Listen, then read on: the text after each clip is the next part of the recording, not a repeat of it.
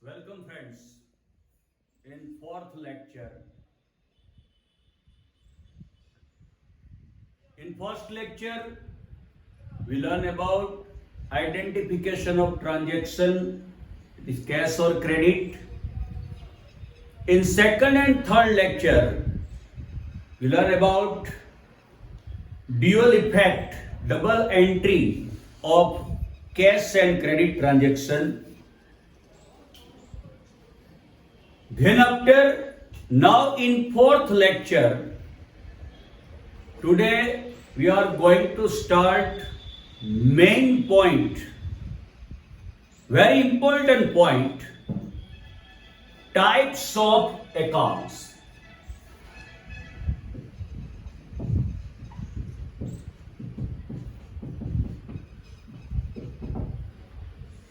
This is very important.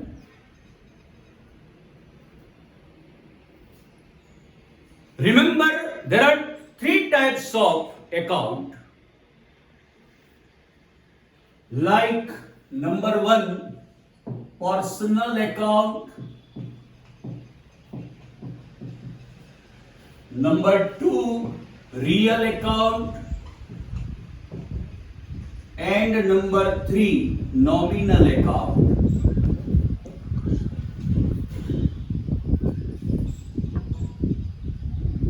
This is base of accountancy. Main and most important point of accountancy. What is personal account? What is the real account? And what is the nominal account? This is very important. Now personal account means person's account. I am person, you are person. We are person. But in accountancy, there is a wide definition of persons. According to accountancy, person means this on which you are able to charge a claim in the court. Generally person हम किसको बोलते हैं? हम जो जीवित व्यक्ति है उसको पर्सन बोलते हैं. मैं पर्सन हूं, आप पर्सन है. ये सही बात है, हम पर्सन है. लेकिन अकाउंटेंसी के अंदर पर्सन की वाइड डेफिनेशन है.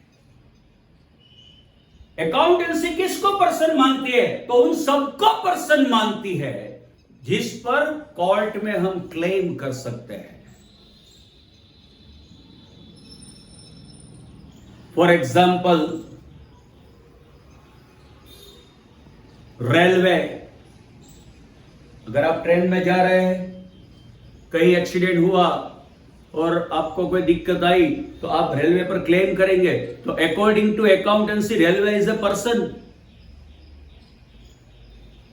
बस में जा रहे हैं, कुछ हुआ, एक्सीडेंट वगैरह, कोई दिक्कत हुई, आपको कोई इंजरी हुई तो आप बस वाले पे क्लेम करेंगे. सपोज बस वाला मतलब एसटी कॉर्पोरेशन, तो वो भी क्या है? पर्सन है, क्योंकि आप उस पर क्लेम कर सकते हैं. जो भी जिन पर आप क्लेम कर सकते हैं कोर्ट में, उसको अकाउंटेंसी पर्सन मानता है. बैंक में अगर आपके पैसे पड़े हैं, लेने जाते हैं, तो बैंक वाले ना बोलते हैं कि नहीं देंगे, जो हो सके कर लो. तो आप बैंक को छोड़ देंगे? नहीं छोड़ देंगे, उस पर क्लेम करेंगे कोर्ट में. तो bank is a person. According to accountancy, person means that on which you are able to charge claim in the court. जिस पर आप कोर्ट में क्लेम कर सकते हैं वो सब पर्सन है और पर्सनल अकाउंट में आते हैं.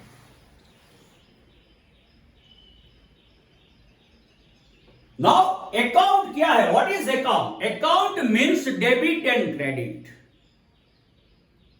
Here rule of personal account for debit and credit.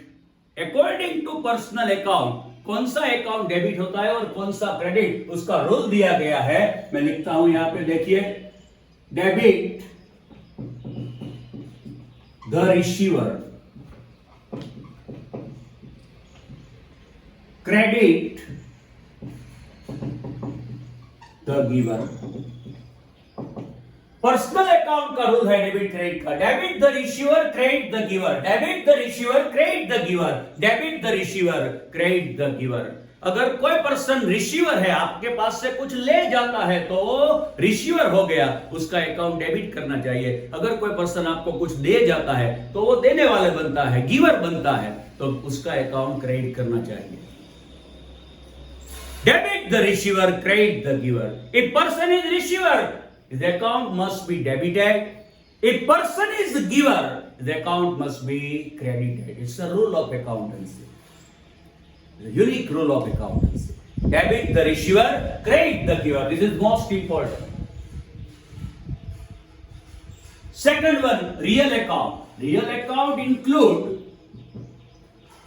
goods and assets. Goods and asset both are included in the real account. Now question is that what is goods and what is an asset? Goods means this type of an article which purchase and sales made regularly. जिसका purchase और sales regular होता है उसको goods बोलते हैं। Suppose furniture की shop वाले के लिए फर्नीचर जो है वो गुड्स है, क्योंकि वो रोज परचेज सेल करता है उसका। बिल्डर के लिए होम है, हाउस है, वो गुड्स है, क्योंकि वो रोज हर रोज उसका परचेज सेल करता है।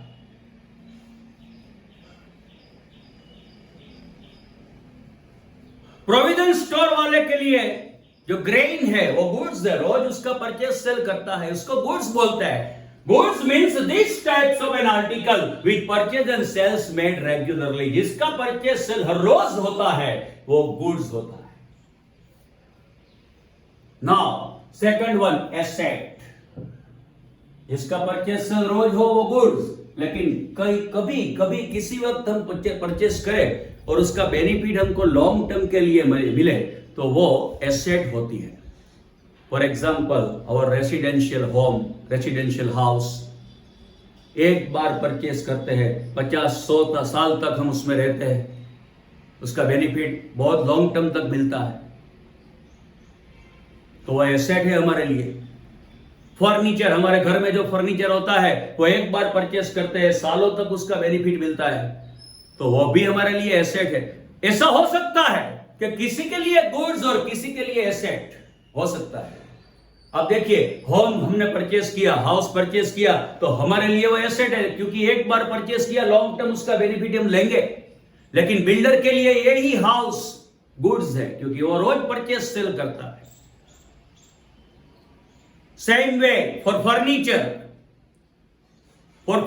Traders furniture is a goods, but for us furniture means our an asset. एक के लिए गुड्स और दूसरे के लिए वो एसेट, ऐसा हो सकता है। लेकिन डेफिनेशन गुड्स की क्या है? Which purchase and sales made regularly. Asset means कभी परचेज करो, एक बार परचेज करो, लॉन्ग टर्म आपको बेनिफिट मिले, तो उसको एसेट बोलते हैं। तो goods and asset both are including real account. And now rules of real account for debit and credit. कौन सा अकाउंट डेबिट होता है, कौन सा अकाउंट क्रेडिट होता है, उसकी डेफिनेशन, उसका rule. Debit which comes in, credit which goes out. Debit which comes in, credit which goes out. Debit which comes in, credit which goes out. If goods and asset comes in our business, then it must be debited. Debit which comes in. If goods or an asset comes in our business, then it must be debited. If goods or asset goes out from business, it must be credited. Debit which comes in, credit which goes out. अगर goods और asset business में आता है तो वो debit करना चाहिए, अगर गुड्स और एसेट बिजनेस से जाता है तो वो क्रेडिट करना चाहिए। First rule personal account, debit the receiver, credit the giver. Second rule, real account, debit which comes in, credit which goes out. And third rules, nominal account. Nominal account include expenses and incomes. What is expenditure? What is income? It's a very simple. Expenditure means salary paid, rent paid, commission paid, interest paid. These are the example of expenditure. Income means rent received, commission received, interest received. These are the example of incomes. Income and expenditure includes in nominal account. Now, rule of nominal account for debit and credit. Expenses are debited, incomes are credited. Expenses are debited, incomes are credited. If there is the expense account must be debited. If there is the income account must be credited. This is the rule of nominal account. If salary paid, it is our expense and therefore it must be debited. If interest received, it is our income, then income account must be credited. These three rules is most important. आप याद रखिएगा, ये तीन rule के सिवा accountancy में कुछ और है ही नहीं. मेरे को ये थ्री रूल्स बराबर आते हैं और कहां पे कैसे इसको इंप्लीमेंट करना है मैं जानता हूं, इसीलिए सबको पढ़ा सकता हूं, चाहे वो 11th हो, चाहे वो M.Com हो, चाहे वो FY/TY B.Com हो, कोई भी स्टैंडर्ड दे दो, मैं अकाउंटेंसी बखूबी पढ़ा सकता हूं, क्योंकि मेरे को ये तीन रूल्स बराबर आते हैं और उसको कहां और कब इंप्लीमेंट करना है मैं बराबर जानता हूं. आप समझ गए होंगे ये कितना इंपॉर्टेंट है. This is heart of accountancy. Without knowledge of these three rules, you can't get mastery in accountancy. ये स्टेप बाय स्टेप सीखना चाहिए. पहले लेक्चर में मैंने आपको ट्रांजैक्शन को आइडेंटिफाई करना सिखाया.